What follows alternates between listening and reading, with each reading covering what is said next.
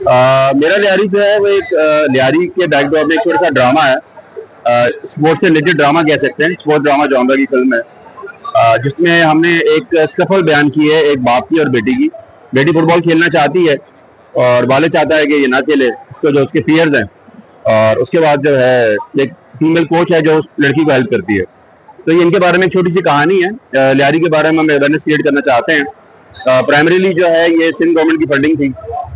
हमने इसको 18 फेस्टिवल में भेजा है, जिनमें से 11 में सेलेक्ट हो चुकी है, जिनमें से 2 ऑस्कर क्वालिफाइंग है। तो यूके एशियन फिल्म फेस्टिवल जो है ये हमारा ओपनिंग था।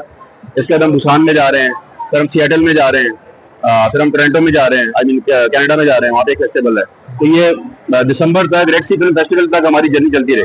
सर, गैर मुस्लिम फिल्म के साथ इसका कंपैरिजन किया गया कि ये है असल लियारी, वो लियारी नहीं था जो उन्होंने अपनी फिल्म में दिखाया। इस हवाले से सर कोई कंपैरिजन बनता नहीं है। वो 500 करोड़ का एक सेट लगा के तो अबू धाबी में उन्होंने लियारी क्रिएट किया हुआ है, और वो बहुत एक बड़ी कमर्शियल एक्शन प्रोपेगेंडा फिल्म है।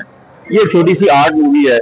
पाकिस्तान जैसे मुल्क में जहाँ पे आर्ट मूवीज आती हैं, 10 साल में 8 से 9 आर्ट मूवीज बनी हैं। और जावेद इकबाल लोगों की इसलिए याद है, वो बैन हो गई थी तो याद है लोगों को। देखिए आप में से किसी ने भी दी है। टकसाली गेट थोड़ा सा हीरा मंडी के बारे में थी, तो थोड़ा सा आप लोगों ने देख ली, चस्के लेते रहे, तो मैसेज निकल गया हमारा वहां से। और उसके अलावा जिंदगी तमाशा के साथ क्या हुआ, जो आइलैंड के साथ क्या हुआ, लास्ट ईयर इन फ्लेम्स आई थी जरार खान की, डिस्ट्रीब्यूटर नहीं मिला उसको।